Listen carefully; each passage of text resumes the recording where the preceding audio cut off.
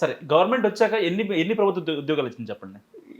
దాదాపు 6 లక్షల ప్రభుత్వ ఉద్యోగాలు ఇచ్చిందండి గవర్నమెంట్. సచివాలయ వ్యవస్థ మొత్తం తీసుకొచ్చింది. ఎంతమంది సచివాలయంలో మనం సచివాలయ వ్యవస్థ అందరూ వైసీపీ కార్యకర్తలే కదా? లేదు, ఇది నేను అసలు ఒప్పుకోను. ఎందుకు ఒప్పుకోరు చెప్పండి? ఎవ్రీవన్ ఎగ్జామ్ రాసి చాలా మంది వైసీపీ కార్యకర్తలు నాకు కూడా ఫోన్ చేసి కూడా చాలా ఎలా నామినేటెడ్ చేస్తారు Manoj? No way, they have to write the exam and everything is online. How can you manipulate? ఇప్పుడు నేను ఒక చక్కటి ఉదాహరణ చెప్తాను. మా సొంతం, మా రిలేటివ్, ఇంకా అది కూడా ఖచ్చితంగా చెప్తాను. మా వైఫ్ వాళ్ళ మేనమామ కూతురు, షీ లివ్స్ ఇన్ నెల్లూరు. ఒకసారి నాకు ఫోన్ చేసి ఫస్ట్ 2 years ఫీజు రీఎంబర్స్మెంట్ వచ్చింది, 3rd year ఫీజు రీఎంబర్స్మెంట్ రాలేదు, కనుక్కోండి కొంచెం హెల్ప్ చేయండి అన్నారు. నెల్లూరు ఎమ్మెల్యే అప్పుడు మినిస్టర్ కూడా అనిల్ కుమార్ యాదవ్, మై ఫ్రెండ్. నేను ఫోన్ చేసి ఆల్రెడీ 2 years వచ్చారు కదా, ఇప్పుడు ఎందుకు ఇవ్వట్లేదు బావా, కనుక్కో అని చెప్తే వాళ్ళ ఫాదర్, ఆ అమ్మాయి వాళ్ళ ఫాదర్ ఎక్కడో ఒక 100 రూపాయలు 200 ఇన్కమ్ ట్యాక్స్ పే చేశారు. So whoever pays income tax they doesn't get fee reimbursement. అది నార్మ్. ఇంకా అది ఆన్లైన్లో ఉంది, మన వల్ల కాదు, మనం చేంజ్ చేయలేము అని వాళ్ళు డిసైడ్ అయ్యి they didn't get fee reimbursement. ఇప్పుడు నేను వైఎస్ఆర్సీపీ, మా రిలేటివ్ అక్కడ లోకల్ మినిస్టరు నా ఫ్రెండ్, అప్పుడు మినిస్టర్ అనిల్ కుమార్ యాదవ్ గారు. మరి మేము చేయాలనుకుని ఎంతసేపు పని అండి, మ్యానిపులేట్ చేయాలంటే ఎంతసేపు పని? It did happen. ఇంకొకటి కూడా నేను చెప్తాను చక్కటి ఉదాహరణ. R&R కింద ఇప్పుడు గాలేరు నగరి ప్రాజెక్ట్ ఉంది మా కడప డిస్టిక్లో. మా వైఫ్ వాళ్ళ ఊరు మునిగిపోయింది, మునక కింద వెళ్ళిపోయింది. మాకు R&R కింద 10 lakhs కాంపెన్సేషన్ మా వైఫ్ పేరు మీద రావాలి. అప్పుడు నా ఫ్రెండ్ ఇరిగేషన్ మినిస్టర్ కాల్ చేశారు. నేను ఆయన చెప్పాను ఇట్లా మనకు రావాలి, వాళ్ళు ఏదో పేపర్ వర్క్ అన్నారు, ఆర్డీఓ కాల్ చేయండి అంటే ఆర్డీఓ కాల్ చేశారు, జాయింట్ కలెక్టర్ కూడా కాల్ చేశారు. సార్ పేపర్ వర్క్ ఏదో ఉంది సార్, అది చేస్తున్నాము మనం అని చెప్పారు. ఇప్పుడు మనం ఫ్రెండ్కైనా ఒకసారి చెప్తాం, వాళ్ళు 2-3 సార్లు ఏం చేసి చెప్పలేరు. So there is something. ఇప్పటికీ అక్కడ కొన్ని అంటే అందరితో పాటు కొందరికి పెండింగ్ ఉన్నాయి. There is some issues with the voter list, ఏవో మాకు కూడా రాలేదు. ఇప్పుడు నేను మ్యానిపులేట్ చేసి నేను వాడుకోవాలనుకుంటే నేను ఎంతసేపు 10 లక్షలు తెప్పించుకోవడం, బట్ ఇప్పటికీ నాకు రాలేదు. ఐఎమ్ సేయింగ్ ఆన్ రికార్డ్, అంటే మా వైఫ్ పేరు మీద. సో ఎవరిని మ్యానిపులేట్ చేయట్లేదు, ఎవరికి మా వాళ్ళకి ఫేవర్ చేస్తున్నామనో లేకపోతే ఇంకోటి చేస్తున్నారు అన్నది అస్సలు అబద్ధం. చాలా మంది మీకే తెలుసు కదా మనోజ్, మా కార్యకర్తలే హ్యాపీగా లేరు, ఎందుకంటే మనకు పనులు జరగట్లేదు, మనం ఏం సంపాదించుకోవట్లేదు. బయటికి అనేది అది వేరే విషయం, సీట్లు వదిలేండి. సో ఎక్కడ అంటే అందుకే జగన్మోహన్ రెడ్డి గారు ఆయనకేం సరదా. కానీ జగన్మోహన్ రెడ్డి ఎవరికి కూడా అంత పర్టికులర్గా అపాయింట్మెంట్ ఇవ్వరు. మీకు ఎలా ఇచ్చారు? అంటే ఇప్పుడు మేము సంవత్సరానికి ఒకసారి వస్తాము, అండ్ మేము ఇద్దరిని మేము సోర్సెస్ ఉంటాయి అడుగుతాము. అడిగినప్పుడు ఏం చేస్తారంటే నాకు లక్కీ ఏంటంటే ఎమ్మెల్యేలకి ఇవ్వట్లేదు. ఎమ్మెల్యేలకి ఎందుకు ఇవ్వరండి? ఇవ్వట్లేదు ఎమ్మెల్యేలకి. వాళ్ళు ఇచ్చినప్పుడు వాళ్ళు వెళ్ళలేదు, వీళ్ళు వచ్చినప్పుడు వాళ్ళు వెళ్ళట్లేదు. సో అక్కడ గ్యాప్. ఆయన కరెక్ట్ టైంలో అపాయింట్మెంట్ ఇవ్వలేదని చెప్పి అప్పుడు ఆగిపోయారు చాలా మంది. మైలవరం ఎమ్మెల్యే కానివ్వండి, ఆళ్ళ కానివ్వండి, ఇలాంటి వాళ్ళు. సరే ఆళ్ళ బయటకు వెళ్ళాడు, వేరే విషయం అనుకోండి. సో వాళ్ళకే ఇవ్వలేదు, మీకు ఎందుకు ఇస్తున్నాడు? నేను ఒకటి బర్త్డే గ్రాండ్ గా అయిందనే యూకేలో. నేను ప్రతి ఇయర్ చేస్తున్నాం బర్త్డే, ఇయర్ అనే కాదు. ఎన్ని కోట్లు ఖర్చు పెట్టారు ఇప్పుడు వరకు వైసీపీకి మీరు? ఎందుకులే మనోజ్, అంటే ఒక లెక్క. అంటే ఇప్పుడు మీరు ఫస్ట్ నుంచి వైసీపీ ఉన్నారు, కరెక్టే. కానీ ఒక యూకేలో అలాంటి మెయిన్ ఏరియాలో, బయట కంట్రీలో మీరు అంత గ్రాండ్ గా చేయడం అంటే మామూలు విషయం కాదు. అందరినీ గ్యాదర్ చేసి కోఆర్డినేషన్ చేసుకోవడం అంటే మామూలు విషయం కాదు. డెఫినెట్ గా అది it's not easy task. And నేను కోట్లు అయితే పెట్టలేదు, చెప్తున్నాను. ఎంత పెట్టానన్నది ఎలా పెట్టానంటే, నేను ఏదైనా ఆనెస్ట్గా చెప్తాను మనోజ్. నాకు ఏది మనసులో దాచుకుని ఒకలాగా, లేకపోతే ఇప్పుడు నేను తప్పించుకోవడానికి కూడా నేను చెప్పను. ఎవరు కూడా పార్టీలో నన్ను ఒక్కరోజు కూడా 100 రూపాయలు ఖర్చు పెట్టు ప్రదీప్ అని చెప్పలేదు. నాకు ఇష్టం వచ్చి నేను చేస్తున్నాను అంతే. బికాస్ నాకు ఇది చేయాలని నేను అనిపించేస్తున్నాను. సో రేపు మార్నింగ్ నేను ఎక్కడ కూడా నేను చెప్పను, ఎందుకంటే నేను అంత ఖర్చు పెట్టాను. ఒకటే క్వశ్చన్ అడుగుతారు, నిన్ను ఎవరు పెట్టమన్నారు అంటారు. అంటే నాకు ఇష్టం వచ్చి నేను పెడుతున్నాను. అంటారు కదా. ఇప్పుడు మనం చూస్తున్నాం, నేను ఇంత పార్టీ కోసం ఇంత కష్టపడ్డాను, ఇంత చేశాను, నాకేం లేదని. నన్ను ఎవరు అడగలేదు, నా ఇష్టంతో నేను పెట్టాను. అండ్ అది కూడా నాకు ఎంతో సంతోషం, నాకు సాటిస్ఫాక్షన్. పార్టీ కోసం నేను చేస్తున్నాను, మా అన్న ఒక్కడే కష్టపడుతున్నాను, నేను తోడ్పాటును అందిస్తే అది మనం హెల్ప్ చేసినట్టు అవుద్ది. జగన్మోహన్ రెడ్డి గారు చేసే మంచి పనులు 10 మందికి తెలుస్తాయి అన్న ఏకైక ఉద్దేశంతో మనం చేస్తాం. అఫ్కోర్స్ చాలా మంది అంటారు, నీకు ఎమ్మెల్యే ఏదో ఆశిస్తున్నావు మీరు అంటున్నారు కదా, లేకపోతే నీకు ఎందుకంత పిచ్చి, నీకు ఎందుకంత చేస్తున్నావు అని. దానికి ఆన్సర్ లేదు. అండ్ నేను చెప్తున్నాను కదండి, like I'm very very open. రేపు పదవి వచ్చిందా రాలేదా ఇంకోట మనకు సూట్ అయ్యేది వస్తుందా, పదవి వచ్చే వరకు ఎవరైనా ఓపెన్ అంటారు సార్, పదవి వచ్చాక అప్పుడు సీక్రెట్స్ నేను దాన్ని కూడా కాదనలేను. ఇప్పుడు నేను ప్రూవ్ చేసుకోలేను నువ్వు ఎందుకు స్పెషల్ అంటే, నేను ప్రూవ్ చేసుకోలేను. అందరిలాగే అనిపిస్తుంది, ప్రజలకు కూడా అనిపిస్తుంది. But over a period of time they will realise. ఇప్పుడు నేను 2.5 years 3 years నుంచి చేస్తున్నాను.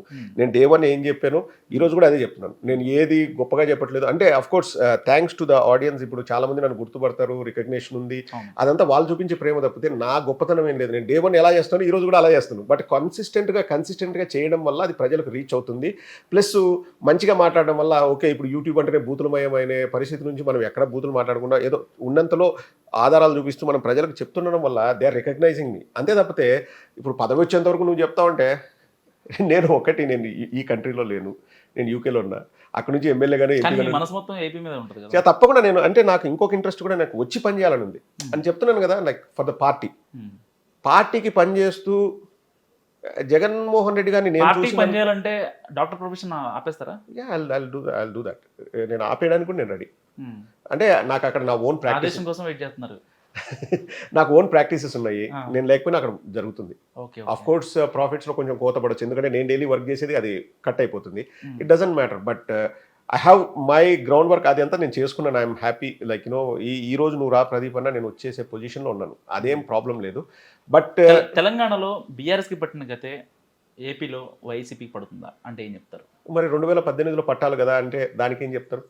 సెకండ్ టర్మ్ అందుకనే కదా భయపడే కదా ఇప్పుడు మొత్తం మార్పులు చేర్పులు. అది ఆ క్వశ్చన్ అస్సలు ఈ కాన్సెప్ట్ ఎవరు తెచ్చారో కానీ ఎందుకు ఇప్పుడు మొన్న కాపు రామచంద్ర రెడ్డి ఆయన డిజైన్ చేశారు, జస్ట్ పిలిచేసి నీకు టికెట్ లేదని చెప్పారంట, వాళ్ళకి టికెట్ లేదని చెప్పారు. ఇంకా మైలవరం ఎమ్మెల్యే ఆయన కూడా టికెట్ లేదని చెప్తే ఇప్పుడు ఆగిపోతున్నారు. లేదు, వసంత కృష్ణప్రసాద్ గారికి ఇస్తున్నారు. ఆయన వసంత కృష్ణప్రసాద్ ఫస్ట్ ఏం పిలిచినప్పుడు ఆయన వెళ్ళలేదు, ఆయన పిలిచినప్పుడు ఏం రాలేదు. సో అక్కడ ఒక ఇదే ఏర్పడింది. అక్కడ జోగి రమేష్ కావాలని చెప్పి ఎప్పటి నుంచో అక్కడ ఆయన ఉన్నారు. సో వసంత కృష్ణప్రసాద్ ఇలా ఒకళ్ళు కాదు చాలా మంది. రీసెంట్గా మంత్రి అమర్నాథ్కి ఆయనకి టికెట్ లేదని చెప్పారు. సో ఏంటి ఎంత నేను ఆ విషయంగా చూడను. ఇప్పుడు 175 మంది ఉన్నప్పుడు ఓ 30 మంది 40 మంది చేంజ్ చేశారు అనుకుందాం అండి. గెలిచిన 151 గురించి మాట్లాడదాం. ఒక 30 మంది 40 మంది చేంజ్ చేశారు అనుకోండి, ఆ మిగతా 100 మంది జగన్ కి డైరెక్ట్ గా భజన చేసే వాళ్ళకే ఇవ్వట్లేదు. మంత్రి గుడివాడ అమర్నాథ్, ఇక్కడ రామకృష్ణారెడ్డి ఆయన 4 ఏళ్ల నుంచి టీడీపీని జనసేనని ఎంత ఇబ్బంది పెట్టాలో అంత ఇబ్బంది పెట్టాడు. నారా లోకేష్ ని చంద్రబాబుని వాళ్ళు జైలుకి వెళ్ళడం కోసమే ఆయన 4 ఏళ్ళు కోర్టుల చుట్టూ తిరిగాడు, కనీసం ఫ్యామిలీ కూడా పట్టించుకోండి. అలాంటి వ్యక్తిని పోగొట్టుకున్నాడంటే వైసీపీ ఏ పరిస్థితిలో ఉంది ఇప్పుడు? ఇప్పుడు వీళ్ళందరినీ సాటిస్ఫై చేయాలి, మేము బాగుందని ప్రజలకు చెప్పాలి అనుకుంటే వాళ్ళని ఉంచుతారు. మా పాయింట్ అది కాదు. మేము 175 ఎమ్మెల్యేస్ని లేకపోతే 151 గెలిచిన ఎమ్మెల్యేస్ని అందరినీ ఒకేలాగా చూస్తాం. ఎవరికి స్పెషల్ ప్రిఫరెన్స్లు ఉండవు. ఒకటే నార్మ్ పెట్టుకున్నాం, గడప గడపకు ప్రజల వద్దకు వెళ్ళండి అండ్ ప్రజల కోసం పనిచేయండి. అది సక్సెస్ అయిందంటారా? 200% సక్సెస్ అయింది. మీకు ఒక్కటండి, ఇంతకుముందు ఏమనుకునే వాళ్ళు, ఎలక్షన్స్ అప్పుడు వస్తారు, గెలిచిన తర్వాత మళ్ళీ 5 ఏళ్ల తర్వాత వస్తారా అనేవాళ్ళు. ఆ నానుడి ఉండేది. కానీ మేము ఎమ్మెల్యేలు మేమే గడప గడపకు పంపించారు జగన్మోహన్. చాలా చోట్ల ఎదురు తిరిగిన సందర్భాలు కూడా చాలా ఉంటాయండి ఖచ్చితంగా. ఇప్పుడు మనము ఒక ఎగ్జామ్ రాయడానికి వెళ్తాం, 100 మార్కులకు ఎగ్జామ్ రాయడానికి వెళ్తే 90 రావచ్చు. 90 ఈజ్ ఎ గుడ్ మార్క్. 10 మార్కులు మిస్ కావచ్చు. అంత మాత్రం చేత 10 మార్కులు మిస్ అయ్యాయని మిగతా 90 మార్కులు నువ్వు తీసి పక్కన పడేయడానికి వీల్లేదు కదా. ఒక 100 మందిలో 10 మంది అపోజ్ కావచ్చు. ఎస్ ఉంటుంది. ఇంతకుముందు చంద్రబాబు నాయుడు గారు 2019లో ఓడిపోయినా కానీ ఆయనకు 37% ఓట్లు వచ్చేయండి. అంటే 37% are saying Chandrababu Naidu is good. మాకు 50% వచ్చింది, అంటే మిగతా 50% ఆర్ అపోజింగ్ వైఎస్ఆర్సీపీ. కానీ వచ్చిన సీట్లు 151. So there will be always opposition ఉంటుంది. ఎందుకంటే ఇప్పుడు నేను అడిగే ప్రశ్న, మార్పులు చేర్పులతో వైసీపీ గడ్డు కాలం ఎదురయ్యే పరిస్థితి ఉంటుందంటారా? లేదు, మార్పులు చేయకపోతేనే గడ్డు కాలం ఉంటుందని నేను అంటున్నా. ఎందుకంటే ఇప్పుడు మంచి మెజార్టీతో ఇప్పుడు ఒకటి మనము ఒక నార్మ్ పెట్టుకున్నామండి, ఒక క్రైటీరియా పెట్టుకున్నాం. You have to be up to the mark. ఆ క్రైటీరియాని ఒక బెంచ్ మార్క్ పెట్టుకుని అక్కడ రీచ్ అవ్వాలని మనం చెప్తాం. వాళ్ళు రీచ్ అవ్వలేదు, డైరెక్ట్ గా ఏం తీసేయలేదు. 3-4 సార్లు రివ్యూ మీటింగ్లు జరిగి ఎవ్రీ గడప గడపకు ఇప్పుడు 1 yearలో గడప గడపకు చేస్తే 3 or 4 segments గా చేసుకుంటారు. తర్వాత రివ్యూ మీటింగ్ ఉంటుంది. ఆ రివ్యూ మీటింగ్ లైవ్ కూడా జగన్మోహన్ రెడ్డి గారు చూపించారు. దీంట్లో 15 మంది ఎమ్మెల్యేలు సరిగా పనిచేయలేదు, మీకు వార్నింగ్ ఇస్తున్నాను, మీకు ఏమైనా కావాలంటే ఎక్స్ట్రా హెల్ప్ నేను ఇస్తాను, ఇంకా ఎక్కువ వెళ్ళి ఇంటెన్స్ గా పనిచేయండి, గడప గడపకు వెళ్ళండి, ప్రజల దగ్గరికి వెళ్ళండి, మీరు చెయ్యండి, మీకు ఏమైనా ప్రాబ్లం ఉంటే నేను మళ్ళీ హెల్ప్ చేస్తాను, మళ్ళీ రివ్యూ మీటింగ్లో మీరు తప్పులు చేస్తున్నారో మీరు ఇంప్రూవ్ అయ్యారో కూడా చెబుతాను, ఇంప్రూవ్ అవ్వకపోతే మార్చవలసి వస్తుంది, మన జుట్టు ఉంటేనే కదా మూడేసుకుంటాము, కొప్పు కట్టుకుంటాము, జుట్టే లేకపోతే ఏం చేస్తాము, మన పార్టీయే గెలవకపోతే మనం ఏం చేస్తాము. ఇప్పుడు పార్టీ గెలవాలి కదండి అంతిమంగా. ఇప్పుడు మీరు ఒకటండి, మీరు మనోజ్, మీరు కానీ నేను కానీ రేపు వైసీపీ జస్ట్ రిజల్ట్ మనం అనుకునేట్టు రాలేదంటే, లేకపోతే గెలిచిందన్న వీళ్ళు ఏ సైడ్ చూపిస్తాయి?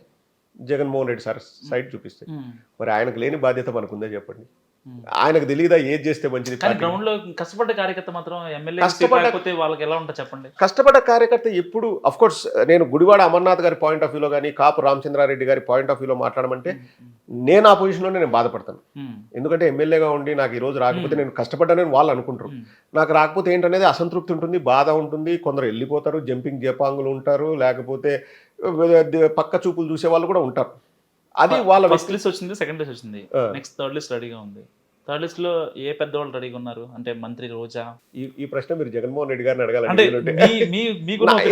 ఇది క్లియర్ గా చెప్తానండి. మళ్ళీ జగన్మోహన్ రెడ్డి గారు నెక్స్ట్ స్టెప్ ఏం తీసుకుంటారు, ఎవరికి ఉంటాయి లేదన్నది ఎక్కడ లీక్ చేయరండి. అవి ఆ 4 గోడల మధ్యన వాళ్ళు డిసిషన్ తీసుకుంటారు. కానీ ఏదైనా మార్పులు చేర్పులు ఉంటే ఆ సంబంధిత ఎమ్మెల్యేకి చెప్తారు. తాడేపల్లి నుంచి కాల్ వచ్చిందంటే వాళ్ళకి అర్థమవుతుంది.